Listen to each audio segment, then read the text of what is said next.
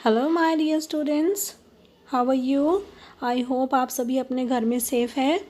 और आज हम जो स्टार्ट करने जा रहे हैं वो हमारा चैप्टर 3 है from civic section, that is constitutional design. किसी किसी बुक में या आप लोगों के पास ये चैप्टर 2 भी हो सकता है, so nothing to worry, content बिल्कुल सेम है। और ये जो कंटेंट हम आज डिस्कस करेंगे वो हमारे रिवाइज सिलेबस के अकॉर्डिंग ही होगा। तो चलिए स्टार्ट करते हैं हमारा चैप्टर 3 कॉन्स्टिट्यूशनल डिज़ाइन।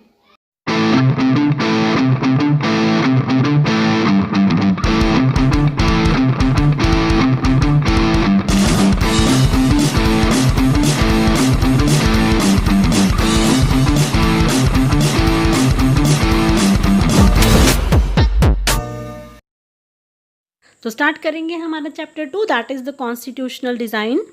इस चैप्टर में मैं आपको अकॉर्डिंग टू जो न्यू हमारा रिवाइज सिलेबस आया है वही हम कर रहे हैं। सबसे पहले हम कॉन्स्टिट्यूशन के बारे में जानेंगे।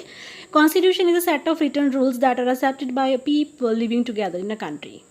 कॉन्स्टिट्यूशन क्या है? एक सेट है, एक बुक है जिसमें सारे रूल्स हैं वो लिखे हुए हैं, और जो लोग उस कंट्री में रहते हैं उन लोगों को इसमें जो लिखे गए रूल्स और रेगुलेशन को मानना पड़ता है। तो हमें क्या समझे, कॉन्स्टिट्यूशन एक ऐसा सेट है जिसके अंदर हर एक रूल को, हर एक जो नागरिक के लिए लॉज है उसको लिखा गया है, और जो लोग उस देश में रहते हैं उनको उसमें लिखे गए हर एक लॉ को, हर एक रूल को मानना ही पड़ेगा। ओके, तो अब हम देखते हैं हमारे पास आगे क्या टॉपिक है। तो अब हमारा सबसे पहले टॉपिक है why do we need constitution. हमें एक कॉन्स्टिट्यूशन क्यों चाहिए? तो फर्स्ट पॉइंट कहता है every country draft its own constitution. हर कंट्री अपना एक कॉन्स्टिट्यूशन बनाती है। तो कॉन्स्टिट्यूशन क्या है मैं आपको ऑलरेडी बता चुकी हूँ, the set of written laws accepted by the people living together in a country. तो ये क्या करती है? It generates trust and coordination. हमें पता है कि हमारे लिए हर एक चीज़ है, हमारा हर एक राइट, हमारी फ्रीडम, हर एक चीज़ हमारे कॉन्स्टिट्यूशन में लिखी हुई है, तो हमें उस पर विश्वास है। सारे जो काम होते हैं ना कंट्री में, कोई भी गवर्नमेंट करती है वो कॉन्स्टिट्यूशन को ही फॉलो करके करती है, तो हमारा एक उसमें विश्वास है कि हमारे साथ गलत नहीं होगा। It specifies how a government should be constituted. एक कॉन्स्टिट्यूशन बताता है कि गवर्नमेंट है ये कैसे बनेगी, कैसे इलेक्शन प्रोसीजर होगा, कौन इलेक्शन करवाएगा, किस तरह से गवर्नमेंट ने काम करना है, क्या उसके ऑर्गन्स होंगे डिफरेंट। नेक्स्ट पॉइंट कहता है it lays down the limit on the power of the government. तो कॉन्स्टिट्यूशन ने बताया हुआ है कि गवर्नमेंट की पावर की लिमिटेशन है, वो अपनी पावर से बाहर जाके काम नहीं करेगी, उसका काम है लोगों के वेलफेयर के लिए ही काम करना और लोगों की रक्षा करना। Next, it expresses the aspiration of the people about creating a good society. ये क्या करती है? एक्सप्रेस, एक ऐसी उम्मीद जगाती है कि हमारी जो सोसाइटी है वो बहुत अच्छी बने, एक वेलफेयर सोसाइटी हो जिसमें किसी के साथ कोई भी भेदभाव, डिस्क्रिमिनेशन किसी भी बेसिस पे ना किया जाए। ओके, तो अब हमारा जो न्यू टॉपिक है वो है the making of Indian constitution.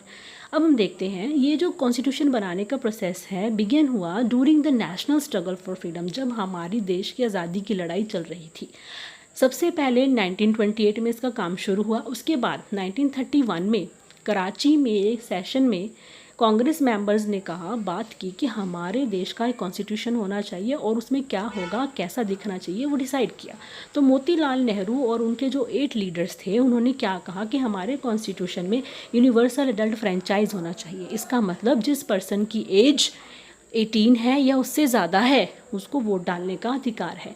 पहले जो एज थी वो 21 थी, इसको चेंज करके बाद में 18 किया गया है। कहते कि सोशल जस्टिस होनी चाहिए, सोसाइटी में किसी के साथ किसी भी तरह का कोई भी भेदभाव ना हो, क्योंकि हमें पता है कि इंडिया में अलग अलग कास्ट के, अलग अलग रीजन के लोग रहते हैं।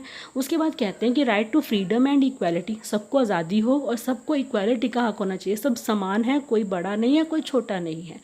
And to protecting the rights of minority in the constitution, और सबको जो छोटी गिनती के लोग हैं जैसे क्रिश्चियंस हैं, मुस्लिम्स हैं, उन सबके राइट्स की रक्षा भी होनी चाहिए। ये सब हमारे कॉन्स्टिट्यूशन में लिखा जाएगा।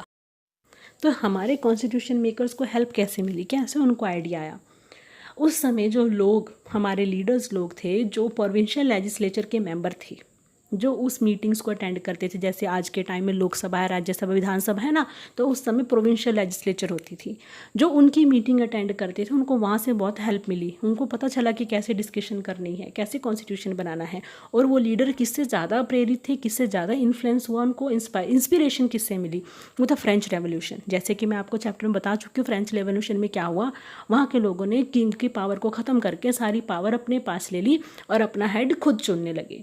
फिर उन्होंने देखा कि ब्रिटिश में पार्लियामेंट्री सिस्टम बहुत अच्छा है, इस तरह से सारा काम होता है, एक प्रोसीजर में काम होता है।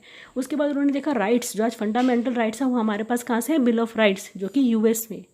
तो वो देखा कि हर तरीके के राइट्स हैं वो लोगों को मिलने चाहिए। तो हमारे इंडियन कॉन्स्टिट्यूशन में बहुत सारी इंस्टीट्यूशन के हर एक डिटेल, हर एक प्रोसीजर को फॉलो किया गया है। ये कहाँ से आए थे, इंडिया एक्ट ऑफ 1935 से। और इंडियंस ने, हमारे लीडर्स ने ये चीज़ भी देखी कि जो चीज़ ब्रिटिशर्स हम इंडियंस के लिए नहीं करते थे वो चीज़ें भी सारी कॉन्स्टिट्यूशन में की जाएंगी, ताकि सबको इक्वल अपॉर्चुनिटीज़, हर तरीके का राइट, हर तरीके की फ्रीडम मिल सके।